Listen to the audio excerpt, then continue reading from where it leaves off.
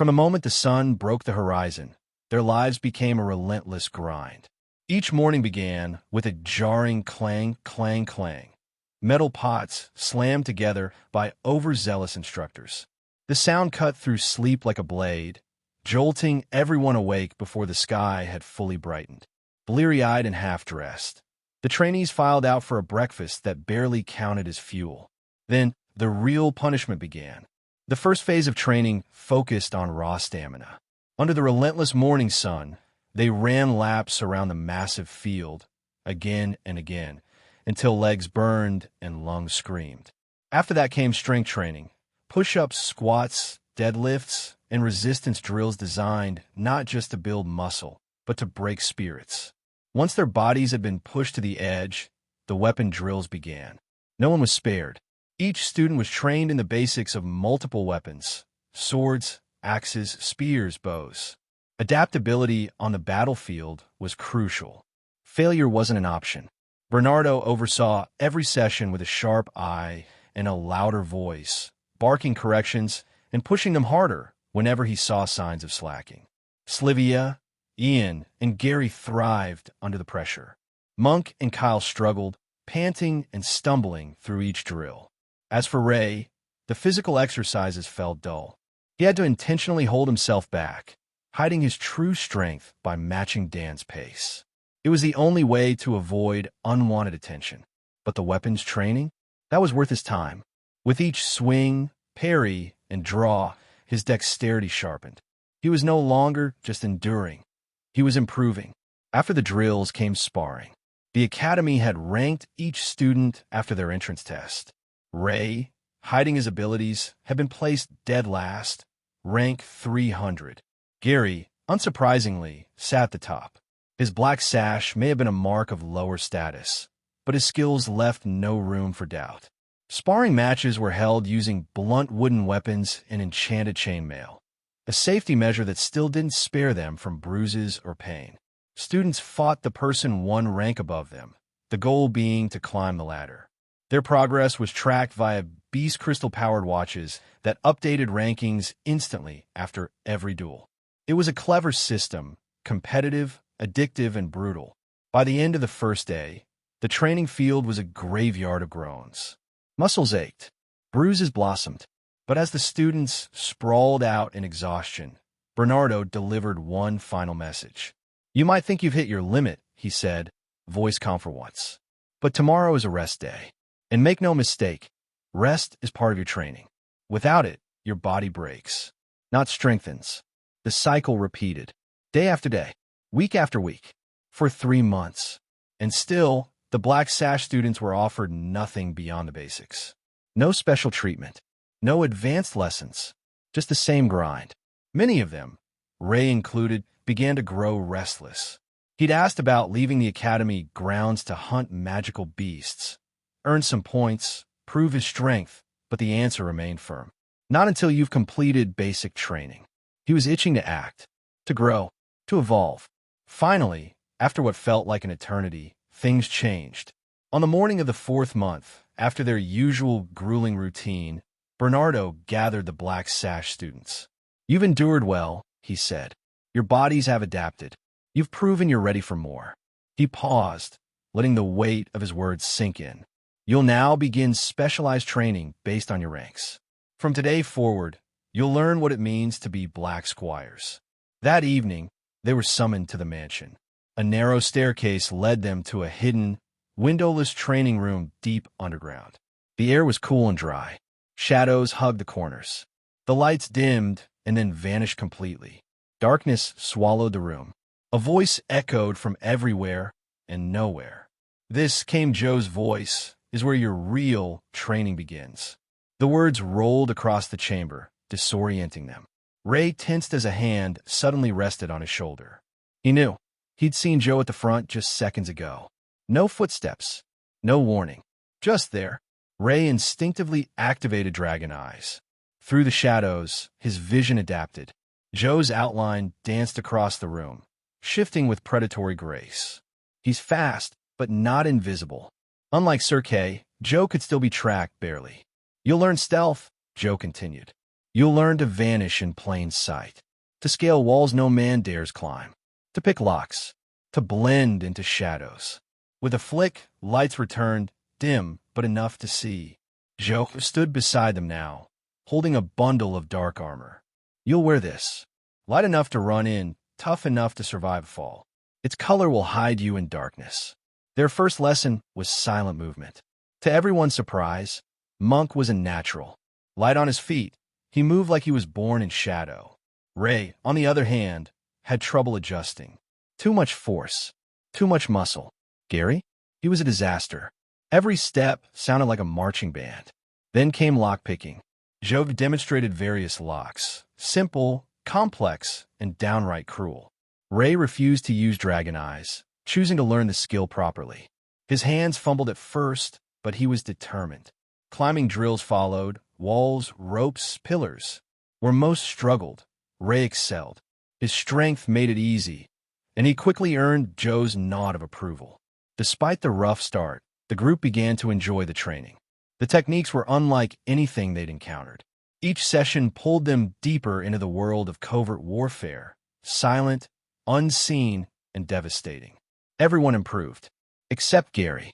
His frustration grew more obvious with each failure. He trained harder than anyone, but his footsteps remained heavy, his hands too clumsy for locks, and his temper too loud for stealth. Ray noticed the change in his friend, the clenched jaw, the forced smiles. Gary wasn't used to being second best, and now, surrounded by peers catching up, he was starting to crack. Ray said nothing for now, but he knew Gary's pride was bruised, and bruises could turn to scars.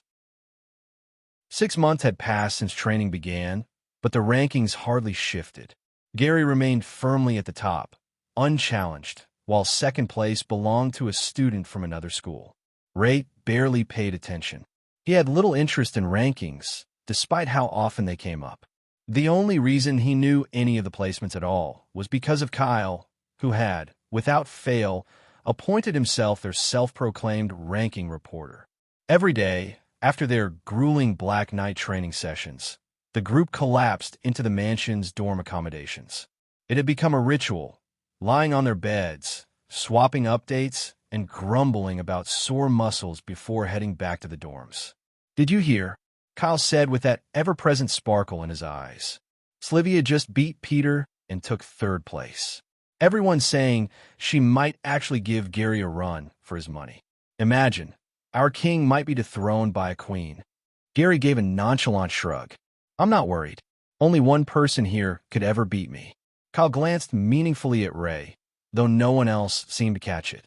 Even if they had, they would have laughed it off. Ray's rank had crept from dead last, 300, to 280. It was intentional. He used his Black Knight techniques in a few matches, but they were difficult to apply in direct combat. Designed for stealth, ambushes, and speed, not prolonged duels. After some experimentation, he began refining his control instead. During spars, he restrained his strength, matching his opponent just enough to lose narrowly. The effort was exhausting but paid off. It helped him fine-tune his body and avoid drawing attention. "I wish I was in your dorm," Kyle sighed. "You've got most of the top 10 in there. Gary's number 1, Slivia's 3rd, Ian's 5th. Even Dan and Martha have solid ranks. Heck, even Monk made it to 50. Monk, quietly sitting nearby, flushed at the unexpected praise. "That's all thanks to our special training. It's helped me focus." Gary scoffed, loud and dismissive. "That useless training? I haven't used it once, and I'm still number 1. Monk stiffened. "Just because you're bad at something doesn't mean it's worthless." The room went still. Ray blinked. He'd never seen Monk challenge anyone, especially not Gary. In the past months, Monk had undergone a transformation. Disciplined, focused, even intense. A far cry from the uncertain boy he'd once been. Kyle quickly stepped in, hands raised. Whoa. Easy, both of you. We're black sashes, same team, remember?" Gary grabbed the black sash around his neck, yanked it off, and tossed it to the floor. "This worthless thing? I don't need it." The gesture landed like a slap. Where Monk had grown stronger through the sash, Gary had grown colder, more bitter. Day by day, His frustration seemed to deepen, like he was clawing for something that kept slipping further away. "Pick it up," Monk said, voice low and deadly serious. Gary stared back. "Make me." He stepped forward, ignoring Kyle's restraining arm. Kyle looked toward Ray, eyes pleading. "Ray, can you step in? I can't hold him off much longer." Ray didn't move. He remained seated, one leg slung over the other, gaze neutral. Not my fight, he thought. But the noise was irritating. So he offered a solution. "Why don't you two settle it with a ranking match?" Kyle flinched. "You can't be serious." But Gary's grin widened. "Fine. Tomorrow, after basic training. Let's see if your Black Knight tricks can hold up in a real fight." Monk didn't flinch, looking forward to it. As they stormed off to their dorms, Kyle turned back to Ray, exasperated. "Why would you suggest that? You all live together. What are you going to do if they start brawling in your room?" Ray finally stood, his expression unreadable. "Then I'll step in and show them both why I rank where I do." Kyle laughed nervously. "Come on, we're both Black Knights, yeah, but you're ranked lower than me.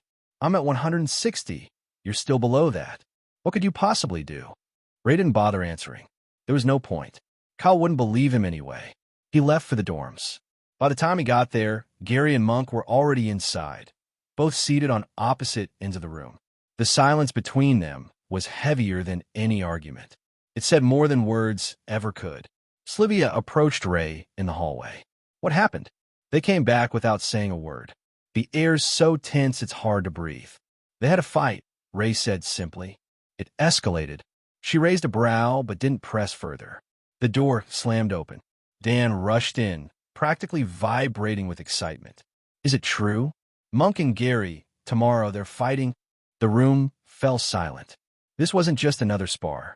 It was rare for high-ranked students to accept challenges from those far below them, unless there was a personal reason. And this was personal. Slivia exhaled. "From the looks on their faces, I'd say yeah. You nailed it." And just like that, the spark became a wildfire. Within minutes, the entire academy was buzzing with the news. Ray didn't need to ask how word spread so quickly.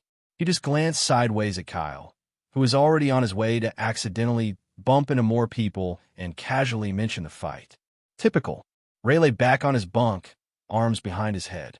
The academy hadn't seen anything yet. Hey, welcome to Firescale Audiobooks. If you enjoy our audiobooks, please consider subscribing to the channel. Also, feel free to share your review in the comments section below. Training between the students was more lackluster than ever, and there was only one reason for it: the upcoming fight between Monk and Gary. The ranking match scheduled for later in the day was all anyone could talk about. Kyle had turned the event into a spectacle, setting a time and place for the fight, and even organizing bets among the students. Gary was the favorite to win, but Kyle had ensured good odds for Monk as well, leveraging the mystery of the Black Sash students as a selling point. Naturally, all of this was done away from the watchful eyes of the teachers. They were aware of the match, but not the gambling. Though ranking matches happened daily, this particular fight was different. It was a grudge match involving the academy's top-ranked student, and everyone knew Monk was quickly rising through the ranks. He might have been officially ranked 50th, but most students believe his true skill placed him among the top 10. A large crowd had gathered in the outdoor training area, forming a ring around Monk and Gary, who stood 10 feet apart, ready to begin. Ray stood with his roommates, Ian, Slivia, Dan, and Martha, when Kyle approached them. "So, any of you want to place a bet on who's going to win?" Kyle asked, holding a list of names and a tray of money hanging around his neck. "How could you even ask us that? We're friends with both of them, roommates even. I'd hate for them to find out we were betting on them," Slivia said. Dan placed a 10 sepei note in Kyle's tray. "10 on Gary to win, easy." "Dan," Slivia shouted. "5 for Monk for me. I always prefer the underdog," Martha added. "I can't believe you two." "Right, Ian?" Slivia turned to him. Ian avoided her gaze, fidgeting with his hands. "Don't tell me." "The big guy already bet on Gary to win," Kyle confirmed. Grinning, Kyle moved back into the crowd, announcing that betting was now closed and the fight would begin any second. Slivia sighed. "Well, at least I know you didn't bet anything, Ray. But I have to ask, do you think Monk has a chance? Oh, so you also think Gary's going to win? She didn't respond, but her worried expression said everything. Monk has put more effort into our special training than any of us. He outperforms us in nearly every aspect. While Gary is naturally skilled and can beat nearly everyone, Monk is the worst type of opponent for him right now. Dan, who had been listening in, chimed in, "Well, I fought Gary and lost in under a minute. Honestly, I don't think Monk stands a chance." Their attention turned to the two fighters. Kyle had taken the role of referee, standing between them. Weapons in hand, Monk and Gary faced off. Kyle raised his hand. 3, 2, 1, fight! Kyle's hand dropped, signaling the start of the match, and he quickly stepped back into the crowd. Monk wasted no time, launching the first attack. He was relentless, striking at Gary from all angles. Left, right, above, below. His rapid shifts in stance and movement stunned the audience. He used his small frame to his advantage, weaving through openings with incredible speed. The crowd marveled at Monk's agility, but just as impressive was Gary's defense. Despite the onslaught, he managed to block nearly every attack. Phew, Monk had me worried there for a second, Dan admitted. Yet, Monk's energy was depleting. Maintaining such an intense offensive pace was unsustainable. Gary, recognizing this, took the opportunity to strike back. When he finally retaliated, Monk adjusted his footwork, shifting to a more elusive style. His movements now closely resembled Sir Kay's during the night test exam. Every time Gary attacked, Monk dodged a fraction of a second before impact, making him incredibly difficult to hit. "Go, Monk! Don't give up!" Martha cheered. For 10 minutes, the two exchanged blows in a battle of skill and endurance. "This could go on for a while," Slivius said. "No, it will end soon," Ray corrected. "Our techniques are designed for assassination. We aim to end fights quickly." Monk knew that, which is why he's been pushing so hard. The second it went past the 10-minute mark, Monk lost this battle. Unless Ray trailed off, there was still a way Monk could win. The problem was that Gary had been holding back this entire time. He hadn't been using his full strength, just playing along and letting Monk exhaust himself. Now, Monk was drenched in sweat, while Gary remained almost unaffected. "Ready to give up?" Gary asked. Monk didn't answer. He steadied his breathing, preparing for what came next. Frustrated, Gary finally struck with full force. Monk lifted his blade to block, but Gary's power shattered the wooden sword into pieces. "It's over," Gary declared. But then, before anyone could react, Monk grabbed one of the broken shards, holding it like a dagger. With all his remaining strength, he lunged at Gary's neck. The splintered wood had become a sharp, dangerous weapon. No longer a training tool, but something real. Just as it was about to make contact, a hand appeared, gripping the dagger inches from Gary's throat. It was Ray's hand. Ray didn't know when it happened.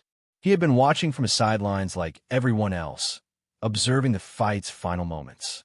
Deciding to activate his Dragon Eyes skill, he focused on the energy flow within Monk. After the 10-minute mark, Monk's energy had been depleting, growing smaller and smaller. But when his sword broke and everyone thought the match was over, his energy suddenly doubled in size. He lunged for the shattered pieces of his weapon, a desperate, last-ditch attempt to win the fight. That was when Ray's body moved on its own. Before he even realized it, he was beside Monk and Gary. His hand shot out, gripping the wooden dagger just inches away from Gary's neck. The three of them stood frozen. The crowd, just seconds ago roaring with excitement, fell silent. Monk's grip loosened. He bowed deeply in front of both Ray and Gary. "I'm so sorry. I don't know what came over me." What Monk didn't know was that Ray was thinking the exact same thing. He had intended to let the fight play out, allowing both of them to learn from their experience. Yet, somehow he had intervened. Without another word, Monk turned and disappeared into the crowd using his skill. Gary remained still, struggling to process what had just happened. The spectators began murmuring among themselves. "So who won the fight?" "I'm not sure. That red-haired guy interfered when Gary was about to win." "What are you talking about?" Monk was going to win. Arguments broke out. Some believed Gary had secured the victory, while others sided with Monk. However, one thing soon became clear. Their frustration was now directed at a single person, the one who had stopped the fight. Why did that red-haired guy have to interfere? Maybe he didn't want to lose his money. Kyle, noticing the shift in the crowd's mood, stepped onto the field. Hey guys, sorry to say, but due to the involvement of a third party, the match has been voided from the official rankings. So don't worry, you'll all get your money back. Whether intentional or not, Kyle's words only fueled the crowd's resentment toward Ray. It seemed like he was simply trying to save himself. As Ray stood in the field, a bottle came flying from the crowd. He tilted his head slightly, letting it sail past him. But once the first item was thrown, others followed. Soon, all sorts of objects were hurled in his direction. Dodging them all was impossible. Instead, Ray let them hit him as he walked away from the training field. He silently took note of every single person who had thrown something at him, marking them for revenge. Slivia had been watching the fight from the sidelines, just as focused as everyone else. When she saw Monk grab the broken pieces of his wooden sword, her heart clenched. Gary was in danger. Just as she opened her mouth to shout for the fight to stop, Ray appeared, his bare hand halting Monk's attack. She was in disbelief. Ray had been beside her just a second ago. How had he moved so quickly? Did you see when Ray got over there? She asked. No, I was too focused on Monk and Gary. He must have been standing near them the whole time, Dan replied. Many of the students thought the same thing, that Ray had simply been inching closer, prepared to intervene at the right moment. No one wanted to believe he had moved with such impossible speed. Slivia could see the crowd turning on Ray. They didn't understand that Monk's last attack had been lethal.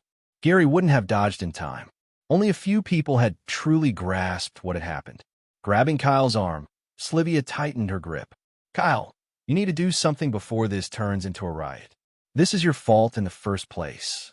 If you hadn't turned this into a stupid betting war. I know, Kyle said. I'll explain everything.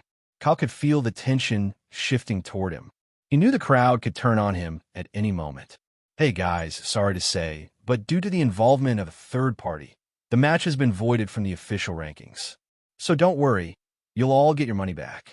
With the crowd's anger now redirected at Ray, Kyle quickly disappeared into their midst. Then, without warning, an object flew toward Ray. A moment later, the rest of the crowd joined in, pelting him with anything they could get their hands on. Slivia, Ian, Dan, and Martha rushed forward, trying to shield him and calm the crowd, but no one listened. The four of them took hits as they blocked objects from striking Ray. When Slivia turned to check on Ray, a chill ran down her spine. His eyes glowed yellow as he walked away, unfazed by the attacks. Ray hadn't noticed the efforts of his friends. His focus was solely on one thing: every single person who had dared to throw something at him that day. The atmosphere in the Black Squire training sessions had grown tense. Kyle had been avoiding Ray ever since the incident, and Monk and Gary still hadn't exchanged a single word since that day. However, the shift had an unexpected effect. Everyone was now far more focused. The friendly banter that once filled their sessions had vanished. No more casual conversations after their special training. Instead, they attended Sir Kay's lessons in silence and returned to their dorms without lingering. Gary maintained his top ranking, but after witnessing firsthand the benefits of Black Knight training, he had begun putting even more effort into his sessions. He even incorporated the techniques into his ranking matches, finishing most of his opponents in just a few strikes, no longer toying with them. Ray himself had learned a lesson that day. He had spent too much time among humans, allowing his heart to grow softer over the years. That single event had served as a stark reminder of what humans were truly like, refocusing him on his original goal. After their basic and special training sessions ended, Wilfred came to greet the four of them inside the mansion.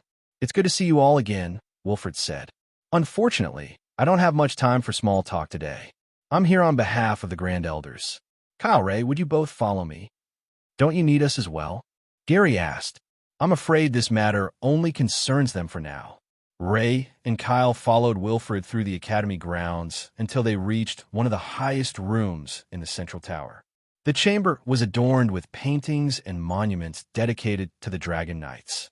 At the heart of the room stood a large meeting table, and at its far end stood 4 master knights, Delbert Bernardo, Sir Kay, and Miss Rose, the head of the Green Knights. "Please, take a seat. You too." Wilfred gestured toward the chairs at the table. Ray sat beside Kyle, waiting patiently. A few moments later, the door opened again, admitting 3 more students. One of them was Ian, while the other 2 were identical twins, impossible to tell apart. As Ray glanced around the room, he quickly noticed the common feature they all shared: red hair. The reason for their gathering became clear. They had all been brought here for a specific purpose. Wilfred took his place at the head of the table, his expression serious, a sign that this was an important matter. "I won't waste time with minor details," Wilfred began.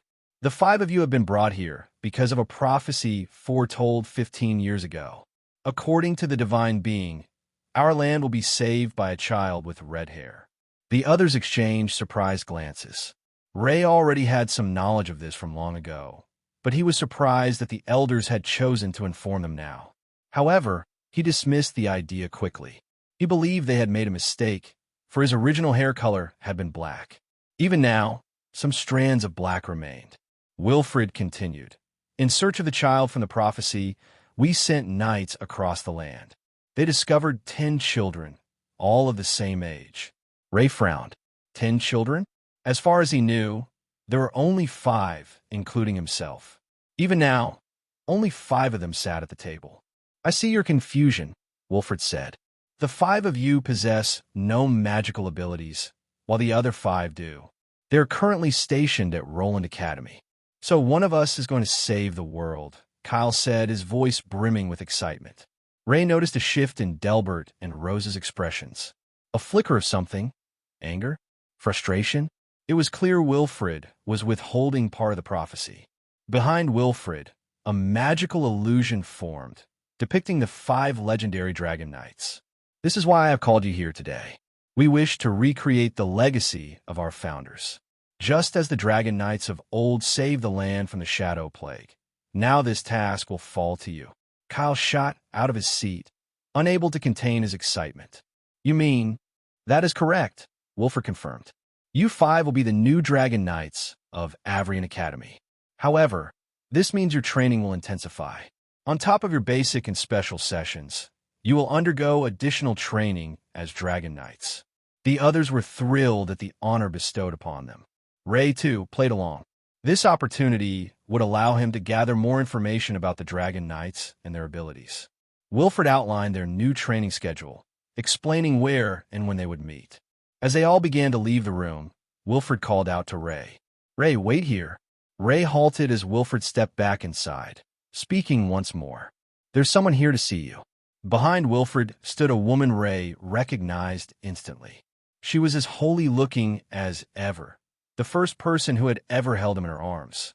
His mother. Tears streamed down her face, but Ray sensed they were not tears of joy. "What's wrong?" he asked. His mother slowly lifted her head, her voice barely above a whisper. "It's your father." As Ray's mother sat there, struggling to hold back her tears, Wilfred left the room faster than a bullet out of a barrel. Ray took her hand, trying to steady her trembling fingers, offering what little comfort he could. She was never like this. His mother had always been a strong woman, someone who stood tall no matter the situation. She never let anyone push her around. And yet, here she was completely broken. When the tears finally stopped, Ray hesitated before speaking. "So, what happened to Dad? What's wrong?" His mother took a shaky breath. "Your father, he's gone." Ray's stomach twisted. "Gone?" He clenched his jaw. "Do you mean is he dead?" He had expected this. The Shadow Plague never let anyone live for long. At best, an infected person had a year to survive, a year of suffering before death. It had already been a miracle his father lasted this long. But his mother shook her head. "No, he was taken by the Shadow Plague." Her voice cracked as fresh tears slid down her face. Ray's eyes widened. The Shadow Plague only took those who were worth their effort. When a person was infected, 2 things could happen. The first, which was the most common, led to madness and death within a year. The second was far more terrifying.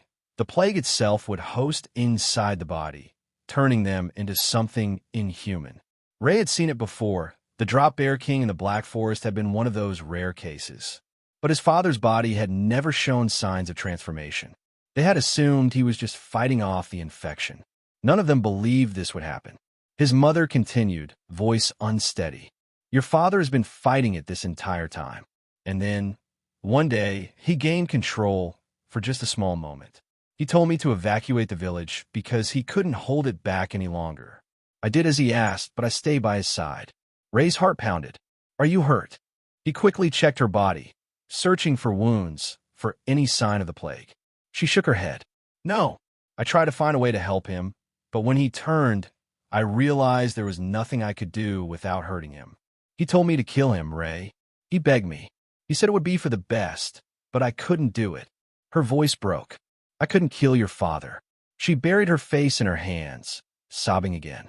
Ray sat there, his fists clenching as rage boiled inside him. He was angry. Angry at the shadow plague for taking his father. Angry at the humans for doing nothing about it. But most of all, he was angry at himself. 15 years. That was how long he had spent trying to figure out how to unlock his powers. He had always thought he had more time. That one day, when his dragon abilities finally returned, he could heal his father. But now, his mother had been forced to bear the burden alone, and he had done nothing. The two talked for a while before she finally left. When Ray asked what she planned to do now, she told him she would work at an adventurers guild, helping others, thankfully away from the front lines. But before she left, she handed him a note. Your father wrote this before he was infected, she explained. He wanted to give it to you once you passed Avrian's entrance exam. But everything happened so fast I forgot about it. Until now. Ray took the letter and went straight to his room. He hesitated, staring at the sealed parchment before finally opening it. Dear Ray, I always knew you were talented. You have my blood and your mother's fighting spirit. You struggled when you were younger, but I knew from the moment we laid eyes on you. You were special. When you returned from the forest that day, carrying Gary on your back, I went to investigate. I saw the intermediate tier beast lying dead. I know you killed it. For some reason, you're hiding your abilities. That's fine. You'll reveal them when you're ready. But listen to me. Don't ever let anyone bully you. Not for your hair, your strength, or for anything else. You have the potential to become Avrian's #1 knight, and I can't wait to be there on your graduation day, watching you achieve it. Your father. Ray crumpled the letter in his hand and threw it into the bin. That stupid old man, he muttered under his breath. How is he supposed to see me graduate now? The weight in his chest tightened. He felt trapped, like his own body was too small for the rage building inside him. He climbed to the roof of the dormitory, needing fresh air. The full moon hung in the sky, illuminating the academy below. In the distance, the howls of magical beasts echoed through the night. Ray's fists clenched. The world keeps adding to my list of enemies. Meanwhile, Ian and Sylvia had just returned from their white sash training.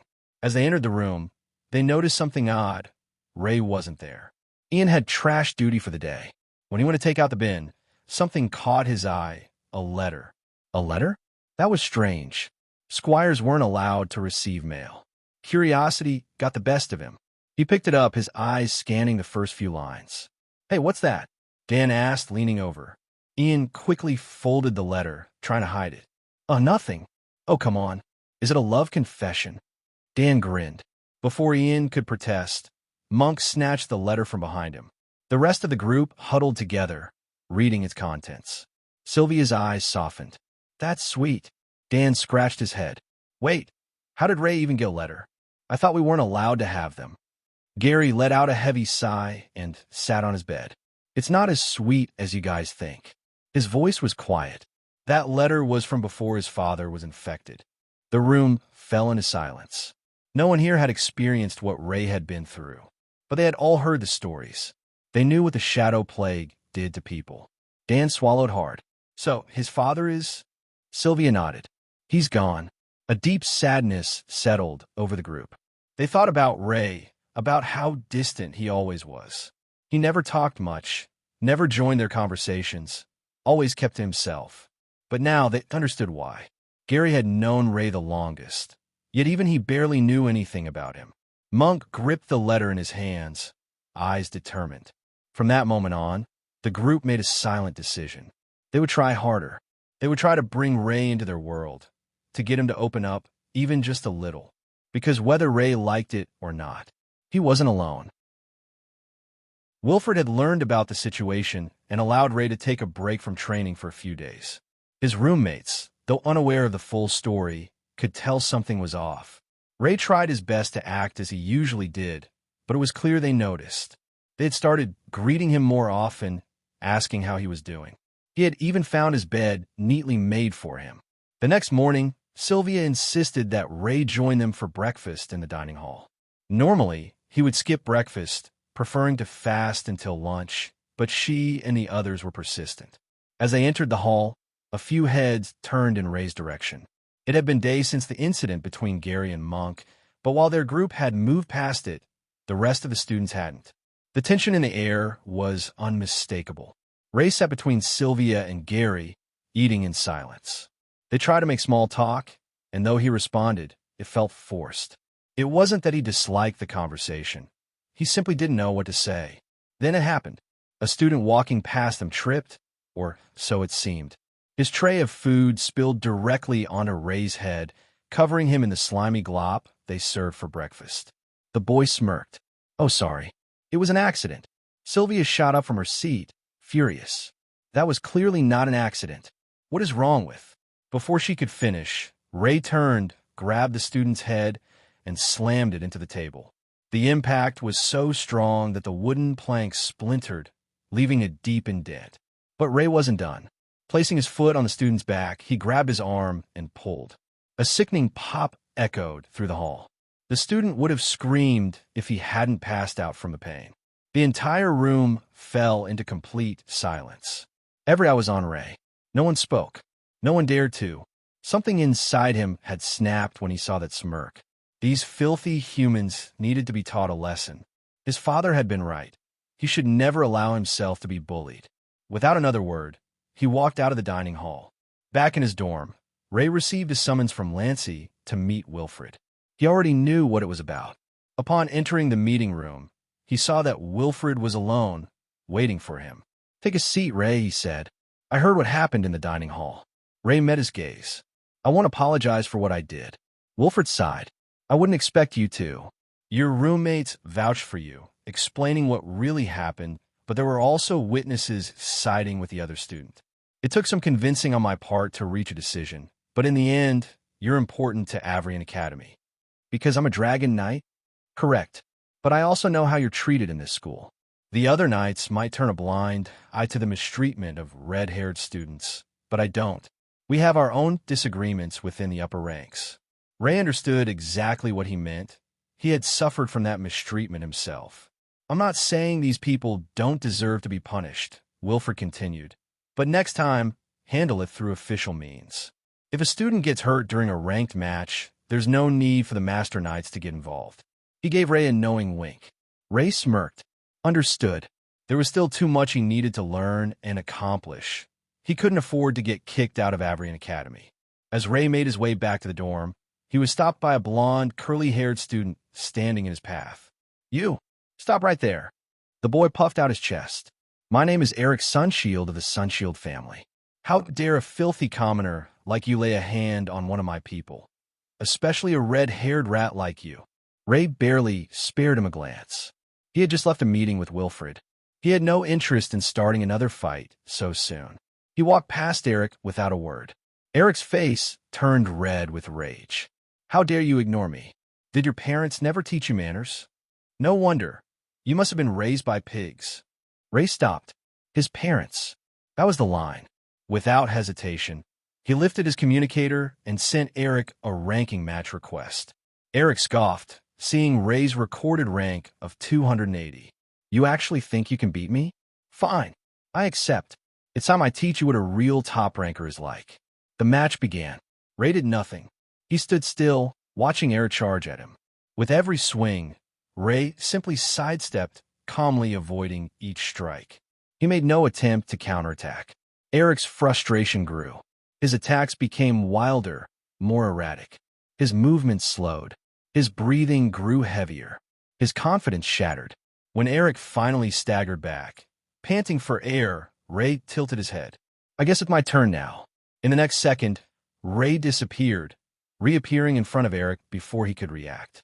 He raised his fist and brought it down, slamming it into Eric's skull. One hit. Eric collapsed, knocked out. The next day, the entire school was buzzing with rumors.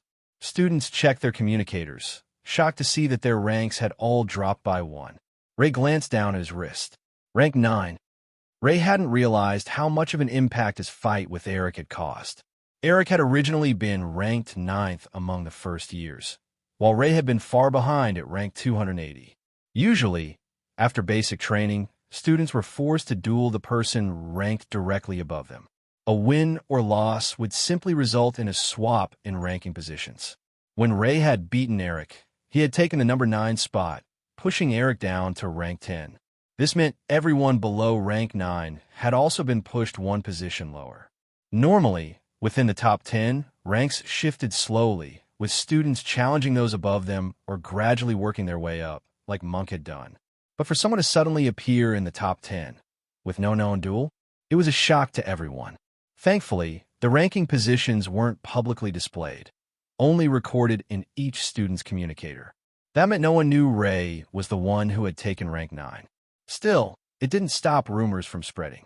Many students had asked Eric who had beaten him, but for some reason, he refused to answer. Maybe he was too embarrassed to admit it. Ray was still on his hiatus from training, so he spent most of his time in the library, trying to research anything he could about Dragon Knights and the Divine Being. But the results were disappointing. No real answers. On his way back to the dormitory, he was shocked to see Gary and Kyle struggling to carry someone between them.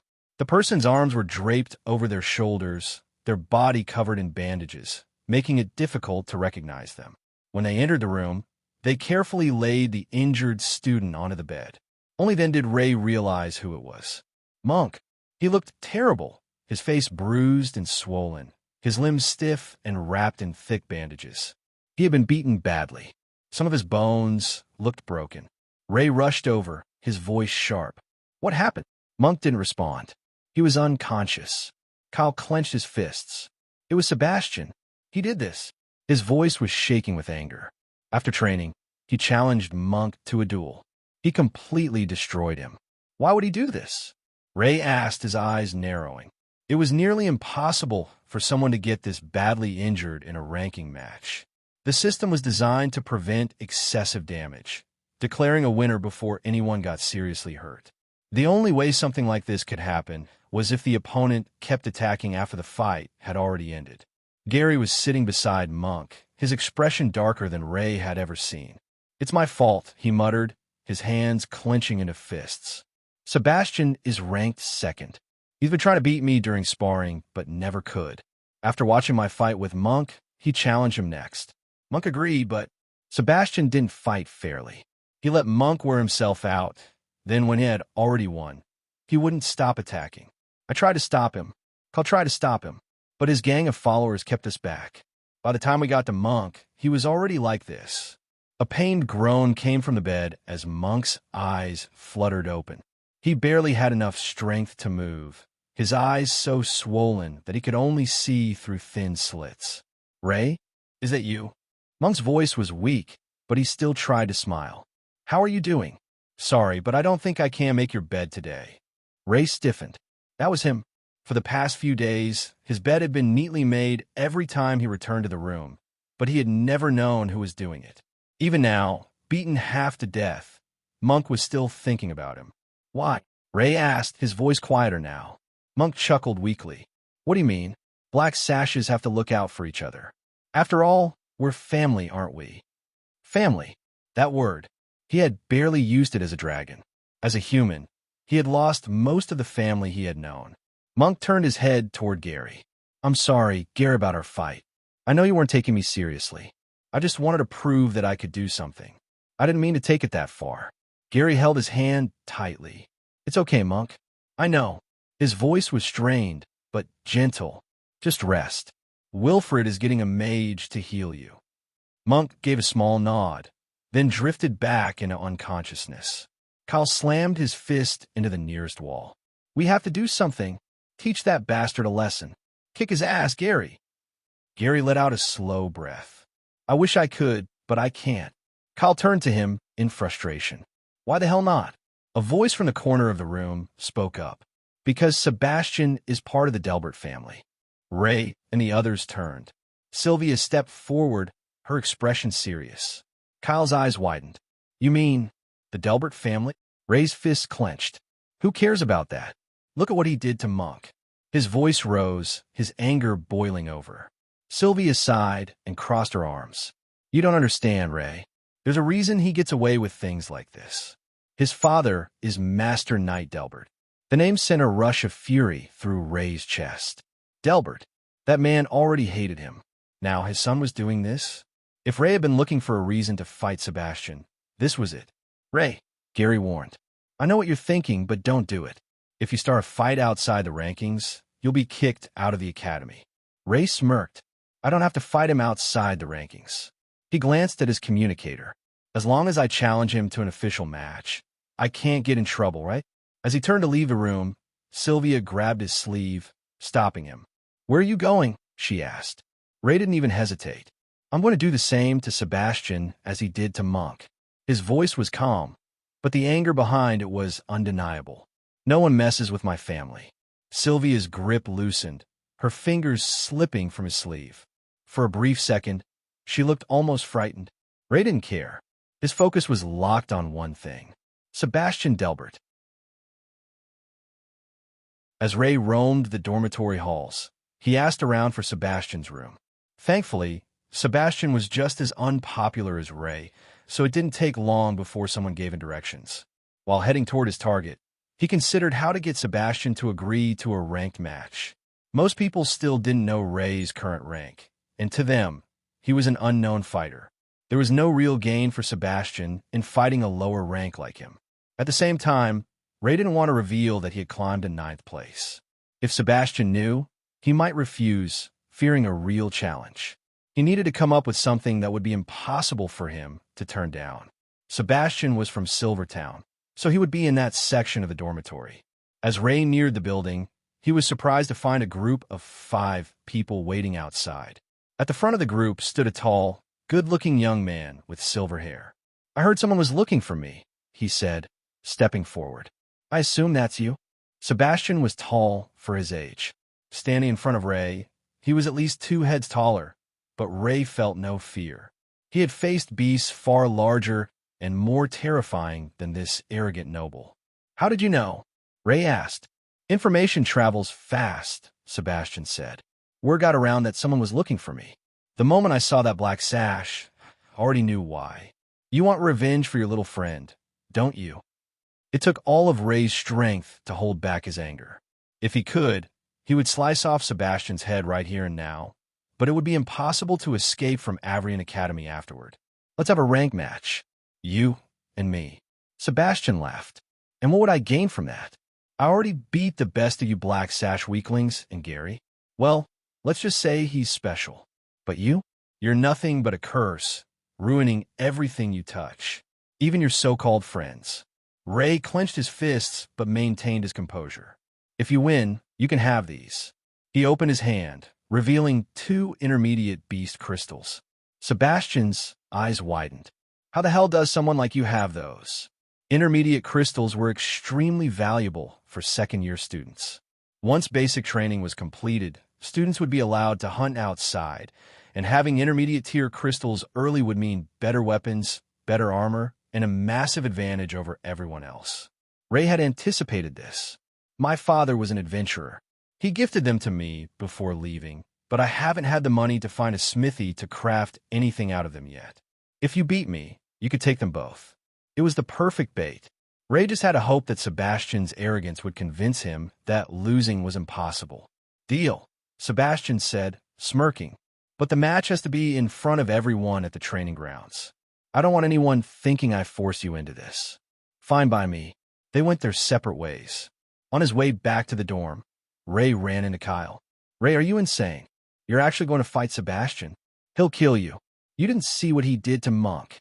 Kyle's voice was full of concern. Word had already spread. "Kyle, just trust me," Ray said. "I need you to do me a favor. Start up that betting ring again, just like with my last fight." Kyle raised an eyebrow. "Yeah, sure, I can. But if you're planning to bet against yourself just to make a fortune, I don't think that's the right way to go about it." Ray didn't respond. Instead, he simply placed both hands on Kyle's shoulders and stared at him. Kyle sighed. Fine. I can't stop you anyway. Just do me a favor and land at least one hit, all right?" They parted ways, preparing for the fight tomorrow. The next day, students were outside training, but just like before, everyone's focus was on a single event, the upcoming duel between the number 2 student and a black sash knight. That was how the fight had been advertised. Interest in the black sash students had skyrocketed ever since Monk's impressive fight, and people wanted to see how well another black sash fighter would perform. Still, almost everyone believed the match was already decided. The betting odds heavily favored Sebastian, as expected. As the crowd gathered, the 2 contestants stood in the center, facing each other. Earlier that morning, Kyle had collected bets from nearly everyone. As Ray predicted, most students bet on Sebastian, except for 2 people, Gary and Eric, the only 2 people who had fought Ray seriously. Ray's roommate stood at the sidelines, nervous. "So how long do you think he'll last?" Dan asked. "I just hope he doesn't get hurt," Ian muttered. Only Gary and Sylvia had a different opinion. "I don't think this fight will go the way people expect," Sylvia said. Dan scoffed. "Oh, how love is blind. If you can't see how strong Ray is," Gary replied, "then maybe you're the blind one." Dan opened his mouth to argue, but before he could, the fight was about to begin. Ray and Sebastian sent each other duel invites through their communicators. But the moment Sebastian saw Ray's rank, his pupils shrunk in shock. "No wonder you were so confident," Sebastian muttered, his voice laced with disbelief. "So you were the one who beat Eric." The crowd went silent. Then, a wave of murmurs and whispers spread through the students. Everyone had assumed Ray was still a low-ranked fighter. They had seen him ranked in the 250s.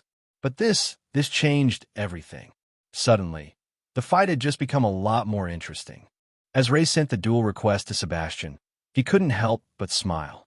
Now that he was standing in front of everyone, there was nowhere for him to run. There was no way he would turn down the fight now, not with all these eyes watching. "You think you can beat me just because you defeated Eric? There's a big difference between rank 9 and rank 2, and I'm going to show you that now." Ray said nothing, simply standing there, waiting. One of Sebastian's friends began the countdown. 3, 2. But before he could reach 1, Sebastian was already moving. He was playing dirty from the start, but Ray didn't care. Sebastian charged forward, his strike fast enough that most students wouldn't have been able to react. Ray simply spun his body to the side, letting the attack pass harmlessly before countering in the same motion. The tip of his wooden sword barely grazed Sebastian's cheek, leaving a thin cut. Jumping back, Ray positioned himself again. "Lucky hit," Sebastian scoffed, wiping the scratch with the back of his hand. "But too shallow. You'll never win like that." He lunged forward again, putting even more force into his attack. But it was just a repeat of last time. Once again, Ray dodged at the last second, and once again his sword left another shallow cut on Sebastian's face. "You'll never win with weak attacks like this," Sebastian spat, his irritation growing. With a growl, he attacked furiously, his wooden sword swinging relentlessly. Every strike was met with an effortless dodge, every missed attack punished by a small, stinging scratch. To the students watching, it must have seemed like Ray was on the defensive, barely able to keep up and landing lucky counters whenever he could. He's doing well to dodge, but he's going to get caught sooner or later. Why doesn't he go for a stronger attack? Kyle asked. "I think you're seeing this all wrong," Sylvia replied. "What do you mean?" "Take a look." The fight had gone on for 10 minutes, with Sebastian attacking nonstop. Suddenly, he stopped. Blood dripped from his brow, running into his eye, forcing him to blink rapidly. The students gasped as they took in the full picture. Sebastian's clothes were stained red, his face covered in thin cuts. He looked as though he had been mauled by a wild animal. This had been Ray's plan from the start. If he had defeated Sebastian too quickly, the ranking system would have simply declared him the winner. That was too light of a punishment. He needed Sebastian to feel pain, the same pain Monk had felt. But unlike what happened in the forest, he couldn't attack him after the match had ended. These shallow wounds stung, burning with every movement. The ranking system simulated real combat, meaning that if he inflicted a wound that would have been fatal in a real battle, the match would end immediately.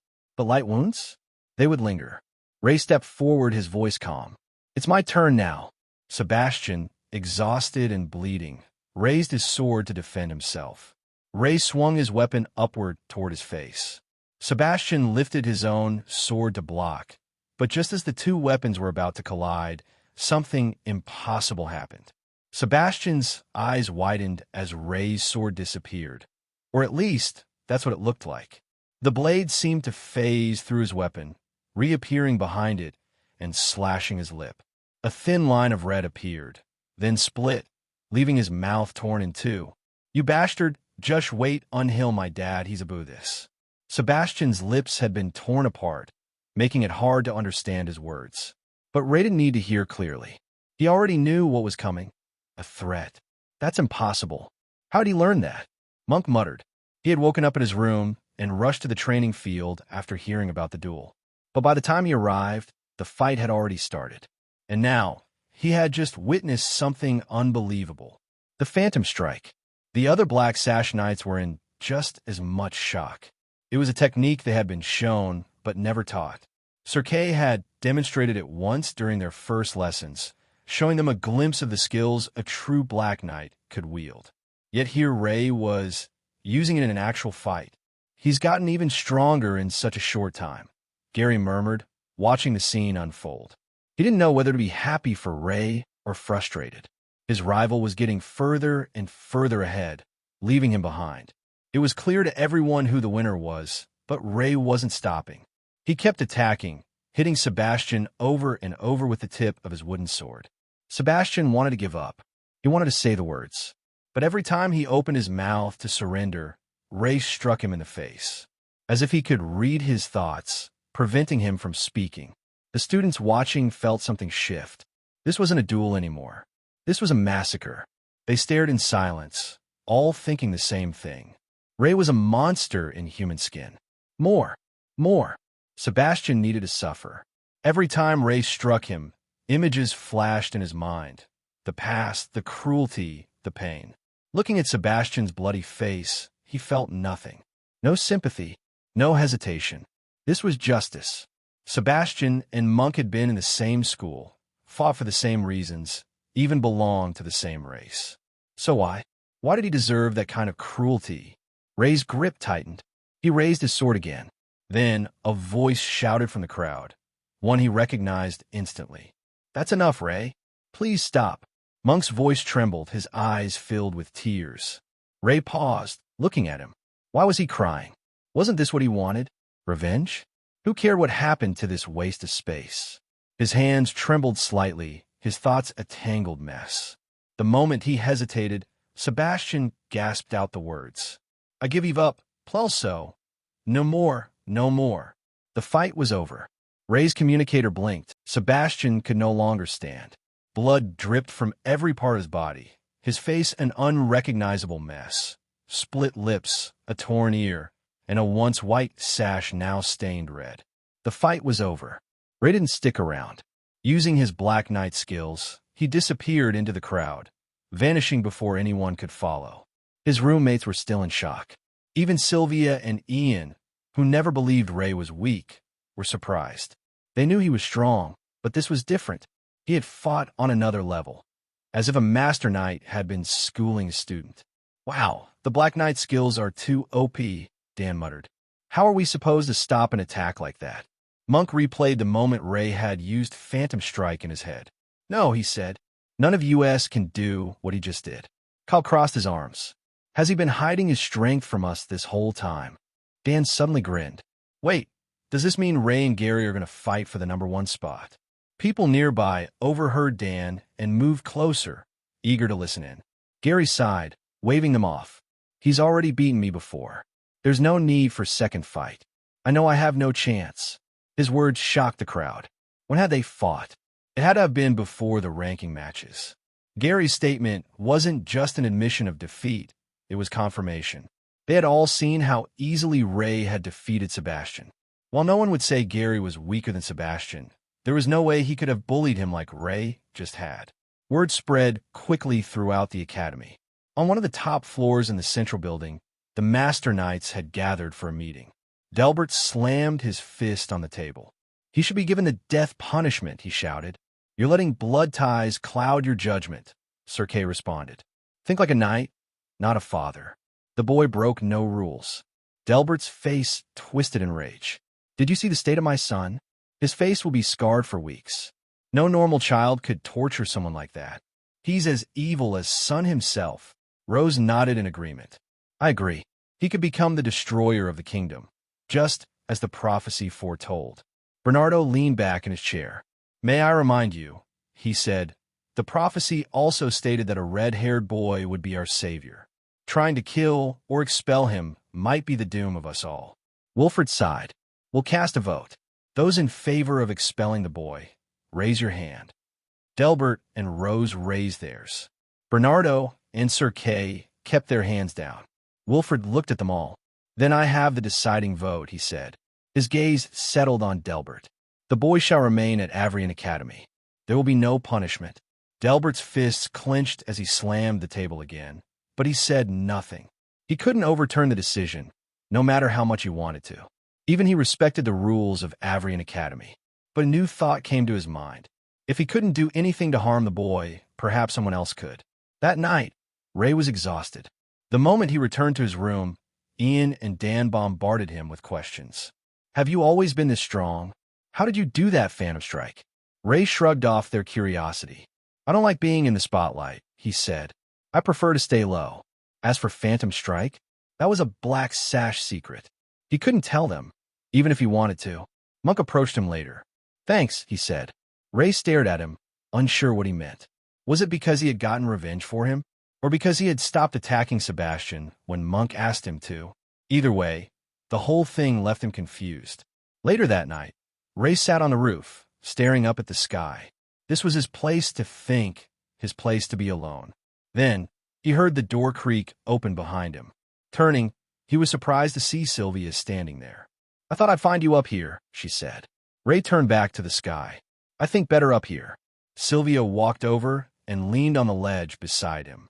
The wind caught her silver hair, making it shimmer under the moonlight. Ray had never found humans beautiful, but in that moment, she looked different. "You're thinking about Monk, right?" she asked. "About why he asked you to stop?" Ray frowned. "How did you know?" Sylvia sighed. "Ray, you're strange. You've never been good at talking to people. It's like you don't understand emotions." Ray looked away. "You don't understand why people get sad or happy," she continued. "When I look at you, I see someone angry and confused." She turned to face him. "When I see you, I want to help you." Ray met her gaze. "Are you scared of me, Sylvia?" She hesitated. "Sometimes," she admitted, "but I don't think you're a bad person." Ray activated Dragon Eyes. Sylvia stepped back in shock. "Your eyes." At night, his dragon eyes didn't stay hidden.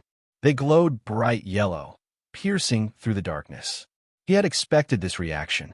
Humans feared anything different from them. But then, Sylvia stepped forward. "They're beautiful, Ray," she whispered. "They suit you." She turned toward the exit. Just before she left, she spoke one last time. "You're not a monster, Ray." Then she was gone. Ray sat there in silence. Humans were difficult to understand. Just when he thought he was starting to figure them out, they surprised him. Gary had saved him when he was younger. Monk had seen him as family. And Sylvia wasn't afraid of him. His thoughts were interrupted by the sound of the door opening again. Expecting Sylvia to return, he turned. But this time it was someone else. A tall, silver-haired man stepped onto the roof, walking toward him with a calm, calculated air. Ray had never seen him before. "You are Ray, correct?" the man said. His voice was cold. "I'm here to teach you a lesson." Who was this man standing in front of Ray? He was sure they had never met before, yet something about him felt familiar. The man gave a slight bow. "Perhaps I should introduce myself first. My name is Harry Delbert, first and eldest son of the Delbert family. The person you defeated today was my younger brother." Now that he mentioned it, The resemblance was obvious. His features, his demeanor, it was clear he was related to Sebastian and their father. "So, you're here for revenge?" Ray asked. "Revenge? No, not for something so petty," Harry said. "In fact, I should be thanking you. My brother was arrogant. He never took his training seriously because he was always at the top of his class. Someone needed to humble him eventually." "Then why are you here?" Ray asked. Harry's words were calm, but the pressure and aura radiating from him told a different story. Without answering, Harry drew his training sword. Ray immediately did the same. "As I said," Harry continued, "I'm here to teach you a lesson. This year's first-year students were the weakest we've ever had. I can't let you get ahead of yourselves. Now, can I? At the same time, I might as well get a bit of revenge for my family name." Ray's eyes narrowed as he noticed something on Harry's blue sash, a gold ribbon. That single ribbon meant he was a second-year student. At Avrion, the ranking matches were separated by year. First years weren't allowed to challenge upperclassmen, which meant if they fought now, this wouldn't be an official match. Harry smirked and gestured for him to attack. "Come on, show me what you got." Ray usually wasn't the type to strike first, but he wanted to get this over with. He charged forward, putting all his strength into his first attack. Swinging from above, he brought his sword down hard. Harry raised his sword to block, but Ray wasn't worried. From his training, he knew that with this much force, his attack should break straight through Harry's weapon. But when their swords clashed, both weapons came to a standstill in midair. Ray's eyes widened. How? What shocked him even more was that it felt like his own sword was about to break, not Harry's. Realizing the danger, he quickly pulled back, jumping away to create distance. Harry tilted his head. "Oh, I'm surprised you made the right decision. I guess this is the first time you've fought a key user." Key. That had to be the force Ray felt in Harry's sword. It was something he hadn't learned yet. The Academy hadn't even taught it to them. Ray knew his raw power wouldn't work, so he decided to rely on skill instead. He switched into black sash footwork, moving in an unpredictable pattern toward his opponent.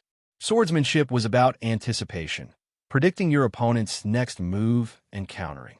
The black sash techniques focused on being unreadable, making it nearly impossible for an enemy to guess where the next attack would come from. Left, right, above, behind, below. Damn, it wasn't working. Every strike Ray made was blocked instantly. It wasn't that Harry was following his movements. It was as if he could sense exactly where and when the attack would come. Ray stopped attacking. This wasn't working. "Is that all you've got?" Harry asked. Ray clenched his fists. He hadn't felt like this in a long time. It reminded him of training with his father. As much as he hated to admit it, Harry was stronger than him. Even if he used his beast form, it wouldn't make much of a difference. There was one last thing he wanted to try. Loosening his grip on the sword hilt, he leapt forward again. This time, he swung upward from below, just like his strike against Sebastian.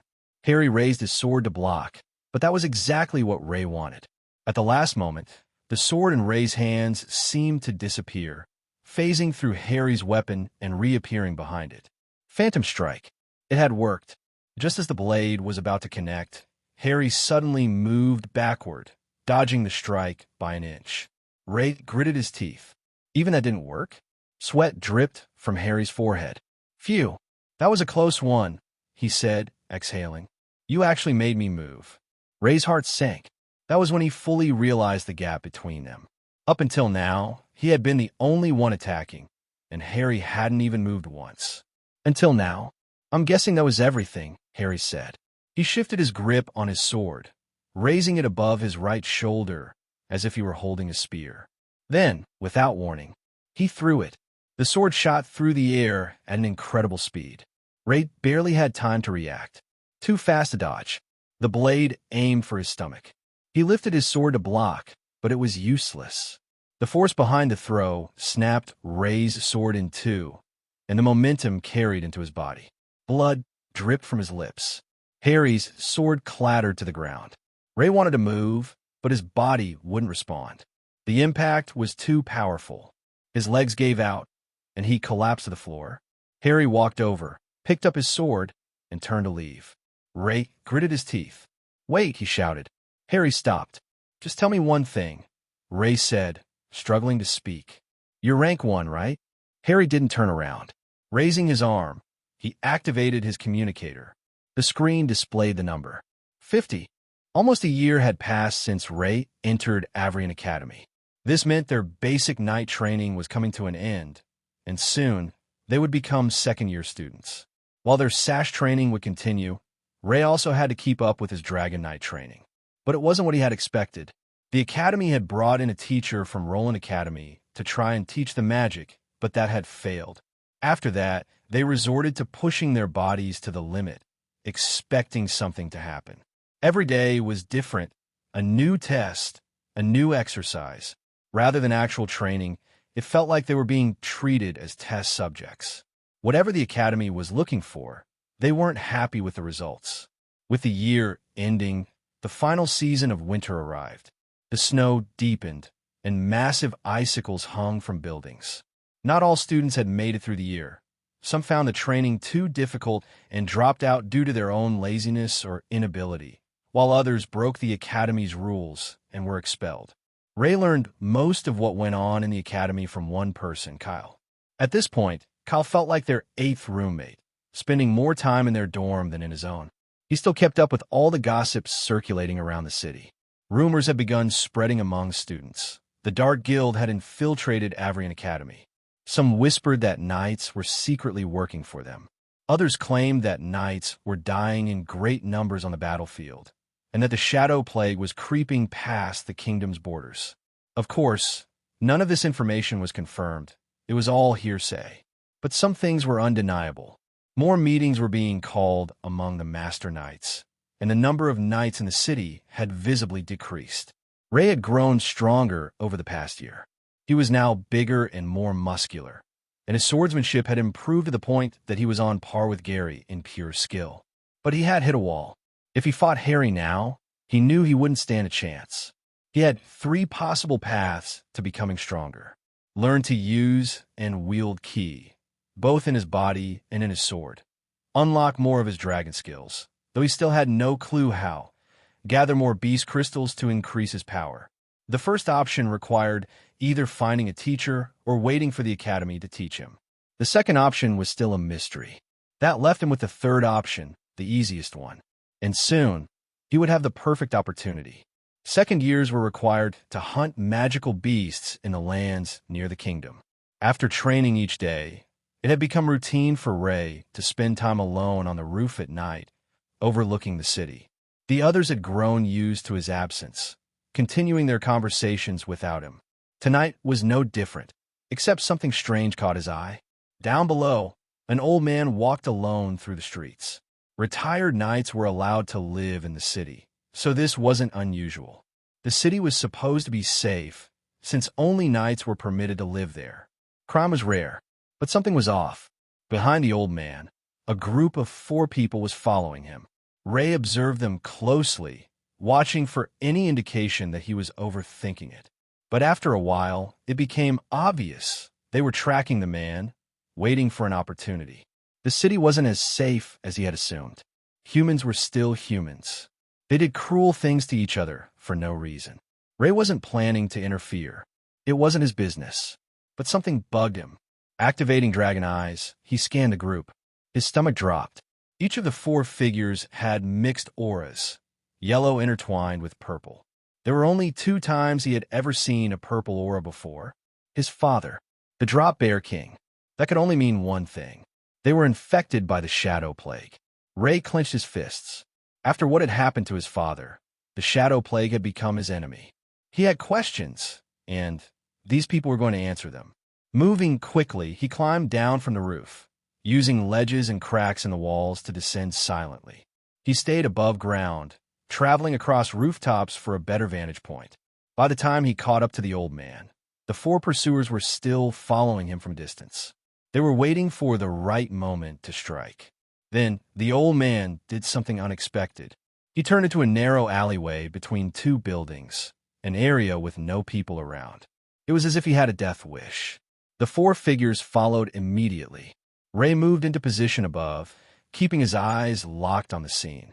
As expected, once the old man was deep enough into the alley, Two figures stepped forward, blocking his path. The old man turned around, only to find the other two blocking his escape. He was trapped. "I'm afraid you'll be coming with us, old man," one of them sneered. The old man glanced around at his attackers, his expression calm. I guess the rumors about the Dark Guild infiltrating Avrion were true after all. Ray froze. The Dark Guild? Had he misheard? These people were clearly infected by the Shadow Plague.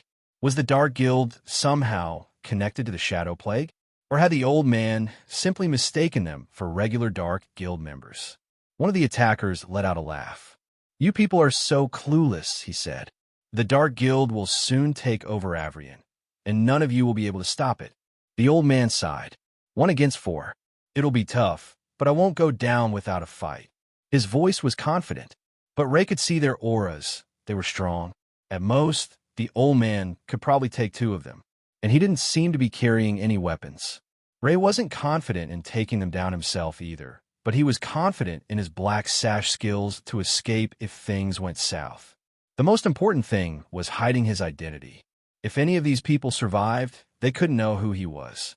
Pulling off his black sash, Ray cut it in half, fashioning it into a long strip. He wrapped it around his face, covering his mouth and nose. His black sash gear included a hood, so his hair was hidden as well. With that, he was ready. Leaping from the rooftop, Ray landed beside the old man. The 4 attackers tensed. Ray adjusted the sash, covering his face, and smirked beneath the fabric. With his back against the old man, Ray faced 2 opponents ahead of him. The situation was bad. The old man was unarmed, and the only thing Ray held was a wooden training sword. Meanwhile, their enemies wielded real weapons. The old man glanced at Ray's sword, then smirked. "Judging by the weapon you're holding, you must be a student from Avrion Academy. I'm sorry for dragging you into this mess. Just delay them for as long as you can. I'll handle the rest." Without hesitation, the old man lunged toward his 2 attackers. Ray didn't have time to see how he was doing, as the 2 Dark Guild members in front of him were already on the move. He did have one advantage. It was nighttime, and the alley was filled with shadows. This was the perfect setting to use the black sash skills he had learned. Moving stealthily, he disappeared from their line of sight, using the darkness to maneuver. He reappeared behind one of the men, his blade aimed at the man's neck. But just before his strike landed, he sensed a presence from his left. He leaped back, just in time to avoid a blade aimed at his head. If he had been a second slower, his head would have been rolling on the ground. This was going to be a lot tougher than he expected. 1-on-1, he might have had a chance. But 2-on-1 was a different story. The men charged at him together. Ray couldn't block their weapons. His wooden sword would break on impact. He needed speed and unpredictability. Without a second thought, Ray stuck the wooden sword in his mouth, dropped to all 4s, and used his beast form. Using the walls of the alleyway, he jumped side to side, his clawed fingers digging into the stone for grip. Then he pounced. His blade swung toward one of the men, striking him right in the stomach. But instead of cutting through, the weapon stopped cold, as if he had hit a boulder. Ray pushed harder, using all his strength. Then his wooden sword snapped into pieces. His eyes widened. What has happened? Before he could react, he jumped back onto the opposite wall, hanging down to get a better look. The man stood there, completely unharmed, as if he hadn't been hit at all. "Looks like the kid doesn't know how to use ki," the man said, turning to his partner. "We were worried for nothing. He'll never be able to hurt us." Ray clenched his fists. The situation was worse than he thought.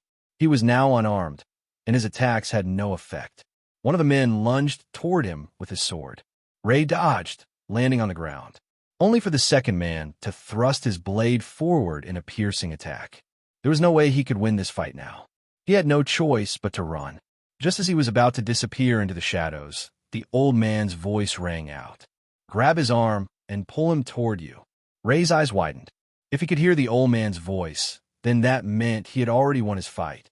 A new hope surged through him. Maybe, just maybe, they could still win this. Following the old man's instruction, Ray grabbed the attacker's wrist and yanked him forward, off balance. "Now barge into him and use your hip to throw him."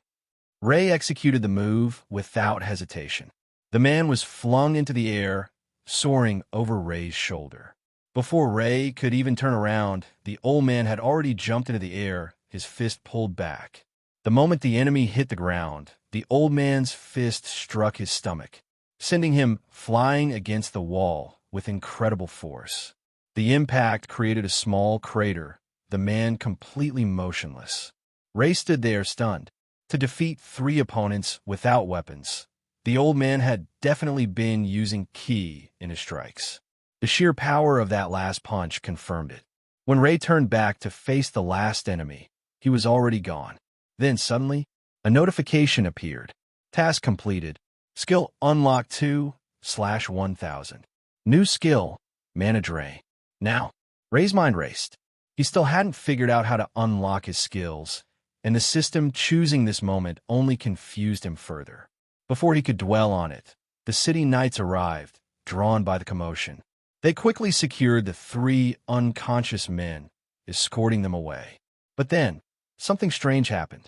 The moment the knights saw the old man, they all bowed deeply, showing him great respect. Ray's brows furrowed. Who exactly was this man? The old man turned toward him, smiling. Thank you for your help. You're quite the talented student.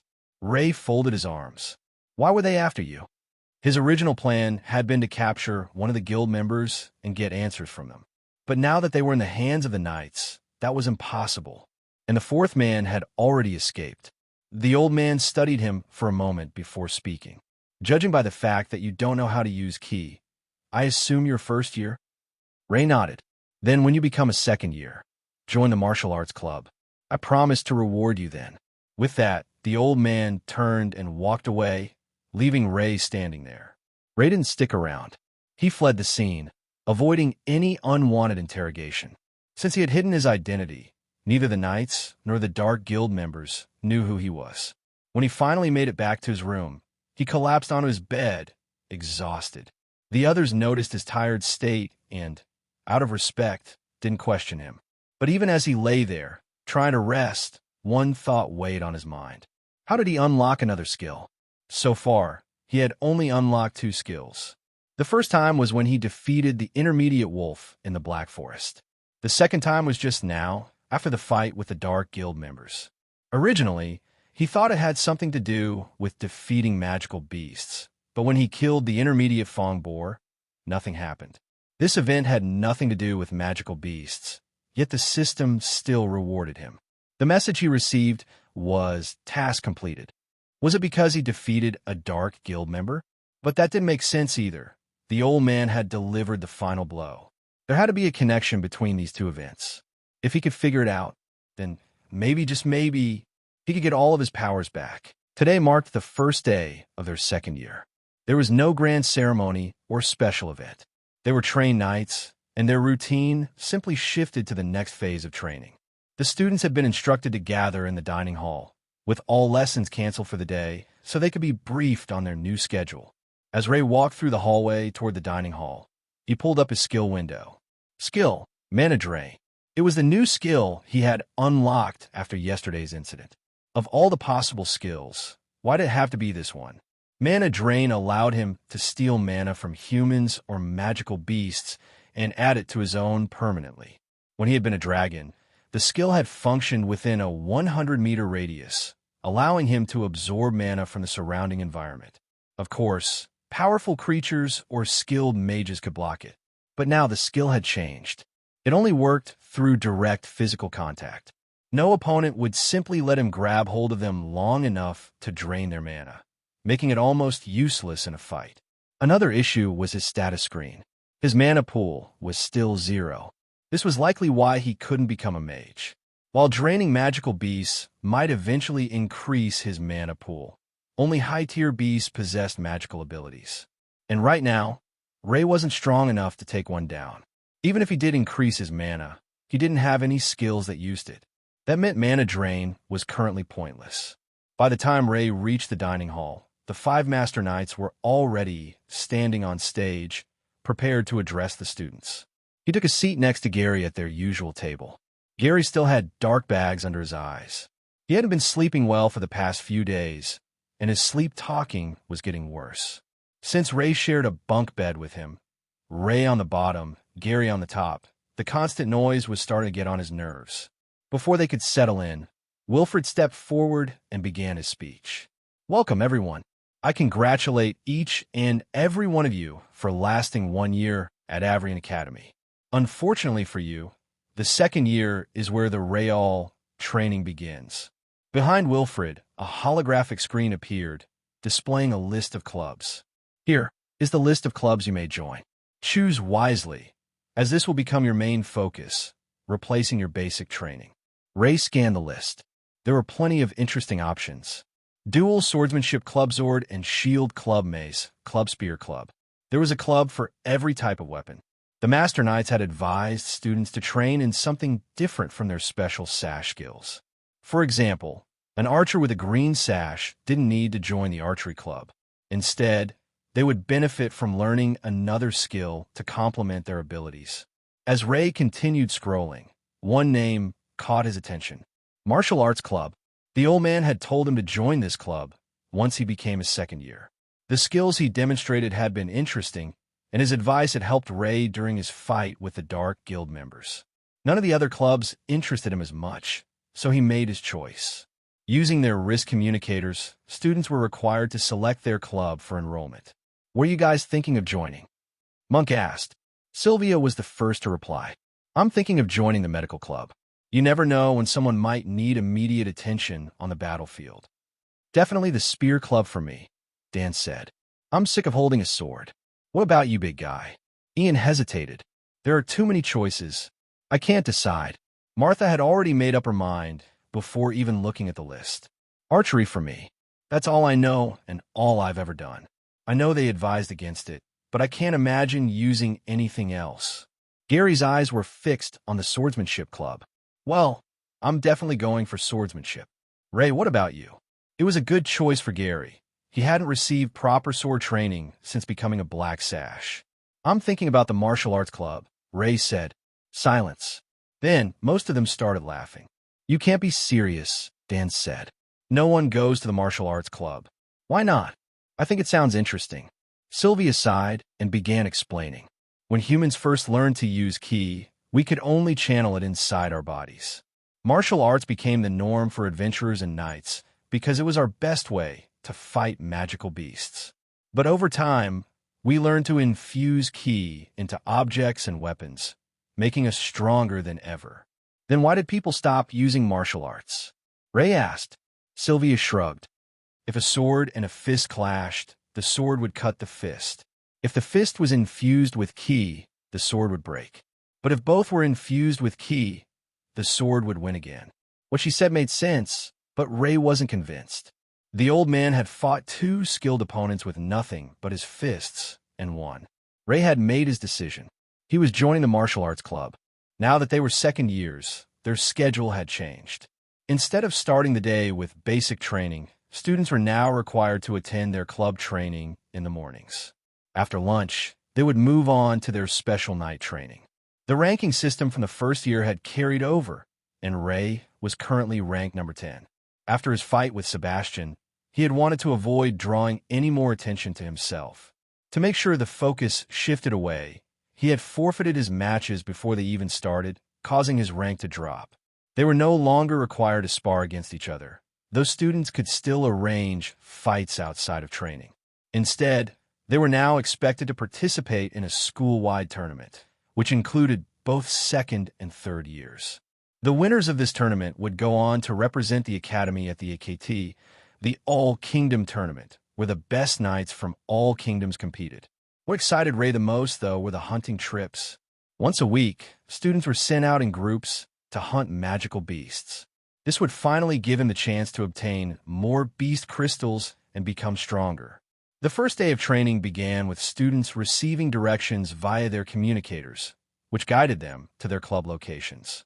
Most clubs were based inside Avrian Academy, but some were located off campus. Sylvia, for instance, had been sent to a hospital for her training. Ray followed the instructions on his communicator. A red dot appeared on the map, with an arrow indicator guiding him. The martial arts hall seemed to be located outside the academy grounds.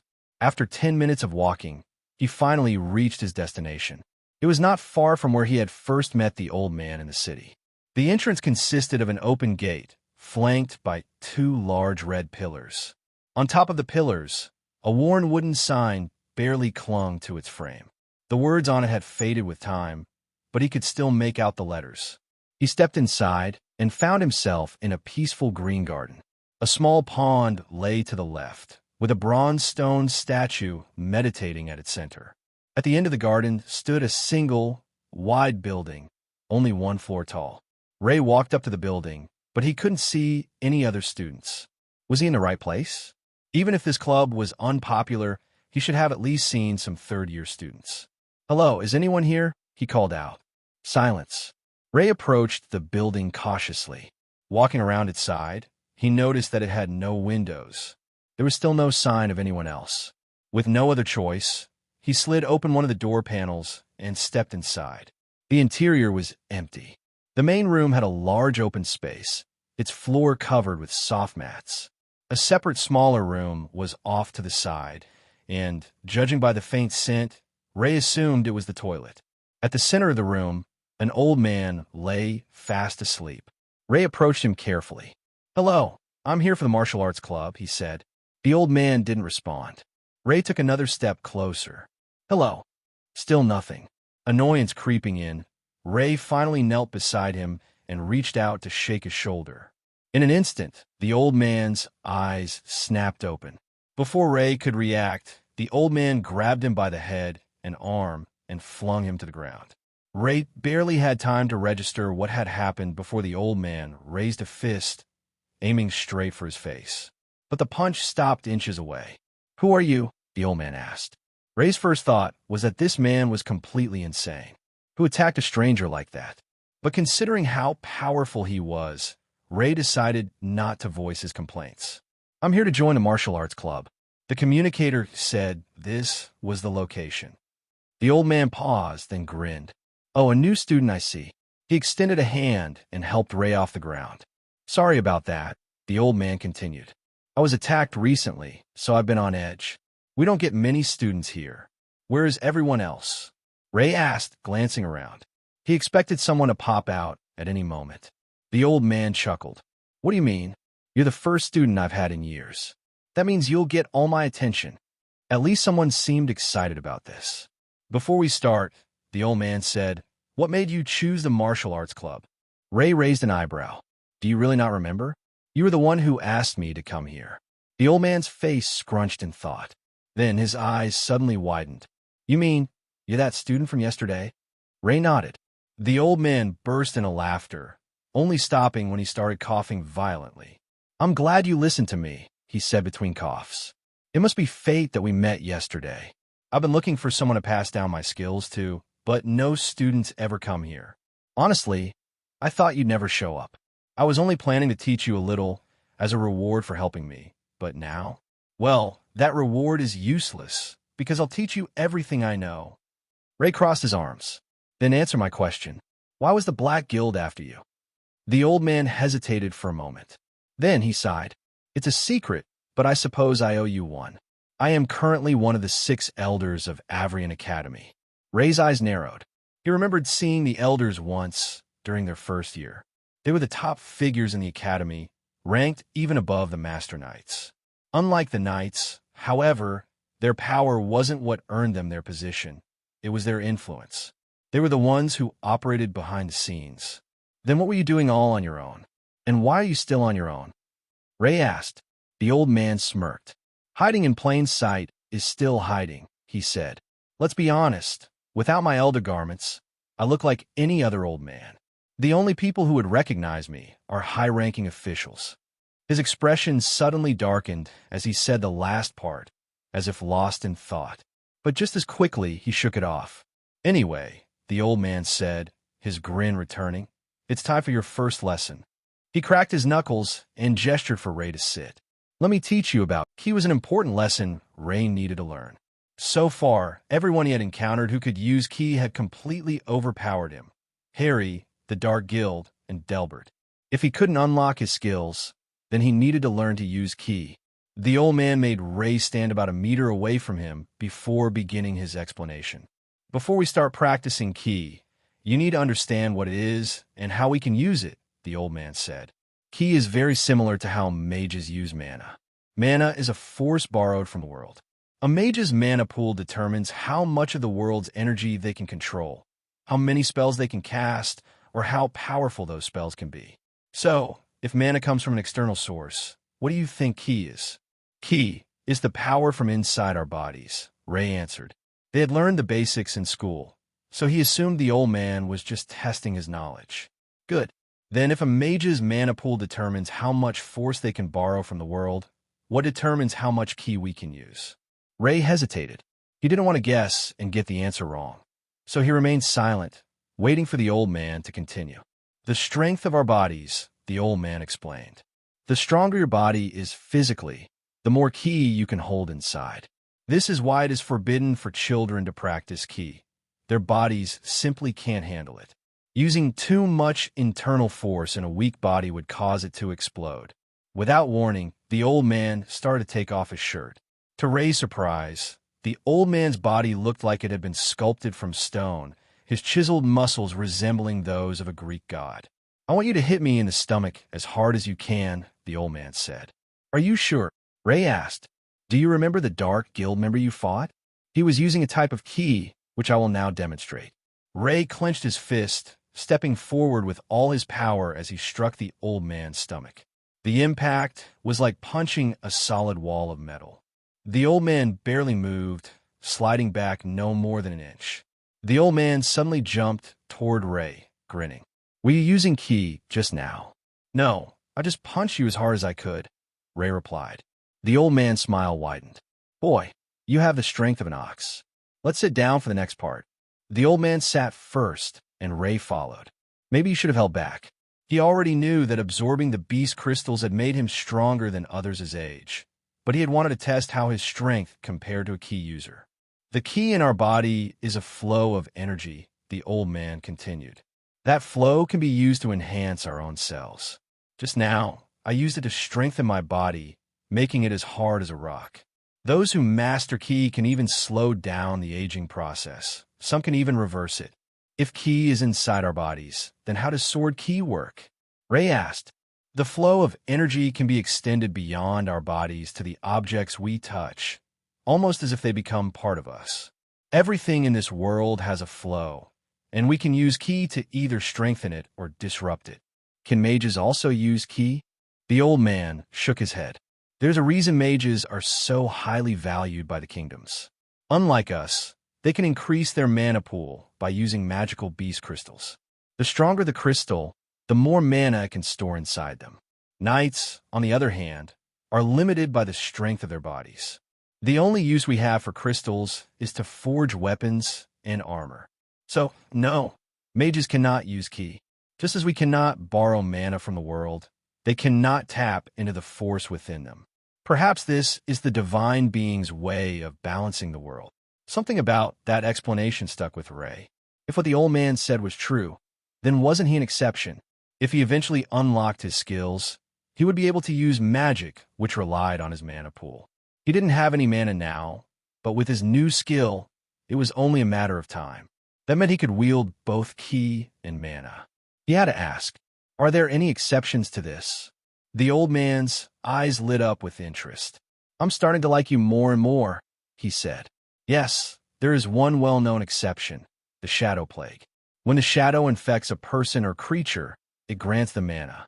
That's why infected creatures and humans become far stronger than normal. No one knows how the shadow does this without destroying the host body. The old man stood up and moved behind Ray. A moment later, Ray felt a warm hand press against his back. The best way to learn ki is to experience it firsthand, the old man said. In a moment, you're going to feel a warm sensation spread through your body. Don't be frightened. Your cells will feel like they're on fire, strengthening your body. I want you to remember this feeling. Just as the old man had said, his hand started to grow warmer. A strange energy pushed its way into Ray's body. Then, suddenly, a notification sound rang in his head. Skill mana drain activated. Something changed. The energy flow shifted. Instead of entering Ray's body, It felt like it was being pulled away, drained from the old man instead. Ray's eyes widened. "Old man, are you okay?" he asked, his voice filled with concern. The old man let out a pained grunt, his body tensing as if he was struggling against something. Ray didn't hesitate. He jumped back, breaking contact. The old man immediately collapsed onto the floor, motionless. Ray rushed forward, about to check if he was still alive. Then, the notification sounded again. Mana drain successful. Mana pool +1. After seeing the message, Ray opened his status screen. The display confirmed what he had suspected. His mana pool had increased. Where it once showed 0 divided by 0, it now displayed January 1st. The old man had been right. Mana and ki were essentially the same. At least, that's how the system seemed to interpret it. Ray turned his attention back to the old man, who was still lying face down on the floor. He gently rolled him onto his back, then leaned in to listen for a heartbeat. After that, he checked his breathing. Thankfully, the old man was still alive. His chest rose and fell steadily. Ray exhaled in relief. The old man had been teaching him. He would have hated to accidentally kill him in the process. Not to mention, he was an elder of the academy. If word got out that Ray was involved in his collapse, no one would believe him. The entire kingdom would be after his blood. As he waited for the old man to wake up, he replayed the incident in his mind. What had triggered the skill? The old man had touched him before without anything happening. But the moment he transferred his ki, the system intervened and activated something. That was when the notification appeared. Was the system trying to help? The thought unsettled him. If the system had a will of its own, that meant it wasn't fully under his control. He glanced back at the old man. The pained expression had disappeared from his face, replaced by a relaxed, almost peaceful snore. Ray watched him for a few minutes, expecting him to wake up soon. But as time passed, it became clear that wouldn't happen anytime soon. He didn't want to waste time just sitting there. At the same time, he didn't feel comfortable waking the old man up. It felt like he had taken something from him. So letting him rest was the least he could do. Ray decided to practice ki flow on his own. He sat cross-legged on the floor and activated Dragon Eyes. Immediately, he could see the faint glow of energy moving inside his body. Closing his eyes, he focused. He tried to sense the energy, gathering it toward his center. Slowly, small, glowing green particles began to form around his body, converging at his stomach until they became a pea-sized ball. This must be the ki flow the old man had mentioned. Ray attempted to move the energy, guiding it to different parts of his body, as the old man had done. But the moment his focus slipped, the flow dissipated. He tried again, and again. Each time, the moment he lost concentration, the energy scattered. It took several attempts before he finally succeeded in moving the ki freely. He quickly realized that the smaller the ki flow, the easier it was to control. At first, he could only manage the size of a pea. After more practice, he expanded it to the size of a fist. However, he was unable to use the ki flow to activate his cells the way the old man had. Without instruction, there was no way for him to figure out on his own. Instead, he decided to test his limits. He focused on expanding the ki flow inside him. The pea-sized energy grew to a fist, then a small football. As it expanded, his body began to shake. His muscles twitched, his organs burned, and sweat dripped down his face. The energy inside him felt unstable, as if it wanted to break apart. A dull pain spread through his body, but it was still bearable. Then, a notification appeared. Ding! Internal force fully reached. Would you like to increase your internal force? Yes, no. Ray's eyes flickered with uncertainty. Was the internal force referring to the ki he had gathered? The system had never harmed him before. In every situation, it had only helped. That was enough for him to trust it. He selected yes. Suddenly, an external force began to surge into his body. The football-sized ki flow expanded slightly. This time, the dull pain intensified. His muscles felt like they were being torn apart, and his body trembled violently. More sweat poured down his face. He wanted to stop the ki flow, but he didn't know how. If it didn't leave his body, It felt like it would explode. Just as panic began to set in, a shout filled the room. "What are you doing?" the old man roared. Ray barely had time to react before the old man rushed over, placing a hand on his back. The sensation changed immediately. It felt like the ki flow was being drained from him. The pressure on his body rapidly decreased, the suffocating energy dissipating. The old man gritted his teeth, beads of sweat forming on his forehead. His hand suddenly jerked away from Ray's back. Ray didn't know what the old man had done, but the next second, a loud explosion echoed through the martial arts hall. It was deafening, as if someone had fired a cannon inside the building. Ray turned his head toward the source of the noise. The old man was standing with his fist extended, panting heavily. Steam rose from his entire body. Ray followed his line of sight and felt his heart drop. A circular hole had been blasted through the wall of the building, completely exposing the street outside. The damage was massive. "You stupid boy. You could have gotten yourself killed," the old man bellowed. Before Ray could respond, his vision blurred. The world around him spun, and then everything faded as Ray slowly lifted his heavy eyelids. All he could see were rays of white light. His vision was blurry at first, but after a few seconds, the details became clearer. He could make out the white textures on the walls, the bar-like lights on the ceiling. Where was he? As his vision adjusted, he noticed a large, shiny round object in front of him. It was reflective enough that he could see his own face in it. As the object moved, he realized it wasn't an object at all. It was a bald human head. "Hey man, you're finally awake," Kyle said. Ray's head was pounding. "Why am I in the hospital?" "Wait, why are you in the hospital?" Kyle placed a hand on Ray's shoulder and gently pushed him back toward the bed. "Hey, don't move too soon, man. An old guy came running in here with you on his back. He asked us to call a healing mage as soon as possible, but when we ran some tests, you were completely fine." "What do you mean, we?" Ray asked. Just then, the door swung open, and Sylvia walked in. "You're awake. I hope Kyle didn't bother you too much. He's been nagging all the female patients since he started here. You joined the medical club?" Ray blurted out in surprise. Kyle's face turned slightly red. I've always been interested in the medical field," he said, giving Ray a wink and a thumbs up as if they were speaking in code. Ray glanced around the hospital. Kyle was one of the only male students in the medical club. He didn't want to doubt his words, but something about it felt suspicious. Sylvia approached, holding a clipboard in her hand. "The doctor said we could look after you while you recover, since we already know you." "Am I okay?" Ray asked. His head still felt like it was about to explode. Sylvia glanced at the clipboard. "When you first came in, you showed all the signs of mana sickness, which should have been impossible. We called for a medical mage, but before they even arrived, your condition had completely healed.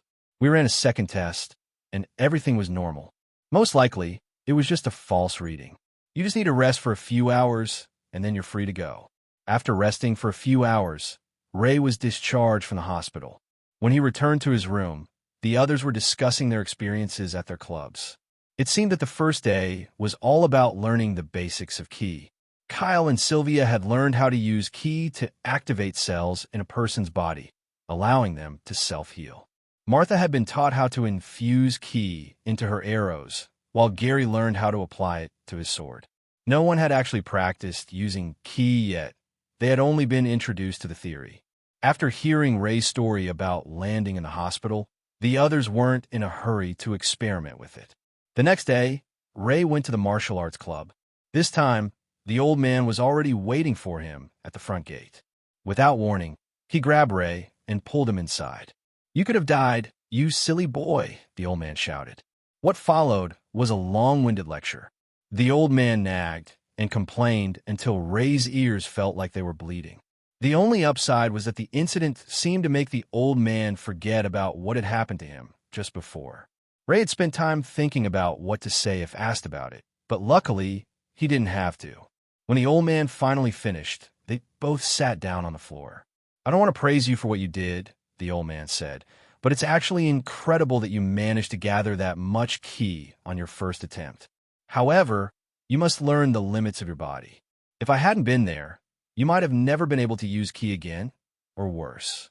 The old man sighed, then clapped his hands together. "Now, Gather your key like you did yesterday. But this time, make sure it's only the size of a fist. No bigger, no smaller. For the next few days, Ray focused on controlling his ki.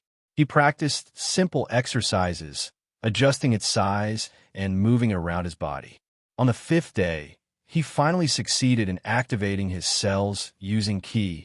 The first step was hardening his cells, strengthening his body and fists in a way similar to the dark guild member he had fought before. At the moment, he could only use a fist-sized amount of ki, meaning his body hardening wasn't very effective if spread across his entire form. That was why the old man had taught him to move ki through his body. Instead of covering everything at once, Ray could activate only the cells in the specific body part he was using. If he was about to punch, he would only need to harden his fist. If an enemy attacked with a blade, as long as he predicted where the strike would land, he only needed to reinforce that area. To test this, the old man started doing drills where he would strike Ray randomly. The goal was to harden the targeted area before impact. At first, Ray failed. He took several blows and even coughed up blood. But after a few rounds, he started getting the hang of it. After 5 days of hard work, his basic ki training was complete. The old man told him that all he needed to do now was gradually increase the size of his ki control. If his muscles started hurting, it meant he had gathered too much ki at once. What Ray wanted most now was a chance to test his ki abilities. And the perfect opportunity was just around the corner. Tomorrow, the students would finally go hunting for magical beasts. With the hunt starting tomorrow, Ray decided to visit a blacksmith. There were many in the city, but Avrian Academy had a specific one reserved for current students. As a second year, he was now allowed to take his own gear on hunts. He had 2 intermediate-tier crystals, one obtained from the system, which he wanted to save, and another carved from a fang boar. He entered through a pair of double doors, stepping into a spacious workshop. It was larger than he expected. Rows of weapons lined one wall, neatly arranged, while various sets of armor were displayed on the other side. Ray approached the counter at the far end of the room. Behind it stood a skinny man wearing large, round glasses. He didn't fit the stereotypical image of a blacksmith, but Ray didn't dwell on it. On the counter in front of the man, beast crystals of various types were displayed. Most were basic tier, though a few intermediate ones were scattered among them. "How can I help you?" the blacksmith asked. Ray took out the fang boar crystal and placed it on the counter. "I was hoping you could make something from this for me." The blacksmith nodded and pulled out a strange-looking object from beneath the counter. It had a flat circular base with another hollow, circular top, resembling a lamp. He placed the crystal onto the bottom base, and the top part began to glow, displaying floating text in the air. "Oh, I didn't expect this to be an intermediate-tier crystal," the blacksmith muttered. "It's from a fang boar. Best option? Turning it into a chest piece. It'll provide a decent amount of protection." Ray was surprised. He hadn't realized crystals could reveal so much information. Though crystals varied in shape and size, the blacksmith's device could instantly analyze and identify them. He was slightly disappointed that he couldn't get a weapon, but a chest piece was better than nothing. "So how much will it cost?" Ray asked. The blacksmith adjusted his glasses. "With your student discount, 1,000 should be fair." Ray's eyes nearly popped out of his skull. 1,000? You don't mean 100? "I'm afraid so," the blacksmith said with a polite smile. "If you don't have the money, you can always trade. A basic tier crystal is worth 100, and an intermediate tier is worth 1,000. It costs the same to process them into weapons or armor." Ray frowned. If this were anywhere else, he might have suspected a scam, but this was Avrian Academy. They wouldn't allow something like that. "I'm sorry, I don't have the money right now. I'll have to come back later," he said, taking back the crystal. He would have to wait until he had more funds. The next morning, the students woke up early. They were instructed to meet at the South City gate by 9 o'clock. Ray noticed that Gary still had dark bags under his eyes. It seemed like he wasn't sleeping well. The group arrived at the South Gate, where around 200 students had gathered. At the front stood someone Ray hadn't seen in a while, Squire Master Lancey. Next to Lancey stood 2 other Squire Masters, 1 woman and 1 man. The students were then split into 3 separate groups, each led by a Squire Master. Unfortunately, Lancey was in charge of Ray's group. Each group headed in a different direction, listening closely as their respective instructors gave them instructions. There are a total of 3 hunting grounds safe enough for second years, Lancey explained. The forest, the foothills, and the swamp. There are other areas where magical beasts breed, but unless you have a death wish, I strongly advise against going there. He continued, today, our group will hunt in the forest. In the coming weeks, we will rotate locations, allowing you to experience different types of magical beasts. As they walked, Ray observed the different equipment the students wore. Some had intermediate tier weapons and armor, while others had basic tier gear. Many, like him, still used standard equipment. Even within their own group, the differences were clear. Sylvia had an intermediate tier shield strapped to her back. Dan wielded a basic tier spear. Martha wore intermediate tier boots. Ray, Gary, Monk, Ian, and Kyle had only standard weapons and armor. Lancey suddenly halted just outside the forest's edge. You will split into groups of 8, he announced. I know some of you think you can handle yourselves alone, but let me remind you, unexpected things happen. Every year, students die on the hunting grounds. Everything we do is for a reason. Once you have formed your group, select a leader and report back to me. Forming groups was quick. Most students naturally teamed up with their roommates. Ray's group did the same, adding Kyle as their 8th member. Finally, they needed to choose a leader. Gathered in a circle, they began to discuss. So, who should be leader? Monk asked. I think it should be the strongest member, Dan suggested, looking at Gary. If you want the strongest, that's not me, Gary said, shaking his head before glancing at Ray. I think our leader should be smart, caring, and able to make the best decisions, Ray said, turning to Sylvia. Sylvia's face immediately turned red. WH what? Me? She stammered. I think Sylvia would make a great leader, Martha said excitedly, bouncing on her feet. Monk grinned. All those in favor of Sylvia being our leader? One by one, everyone raised their hands. Sylvia's eyes widened.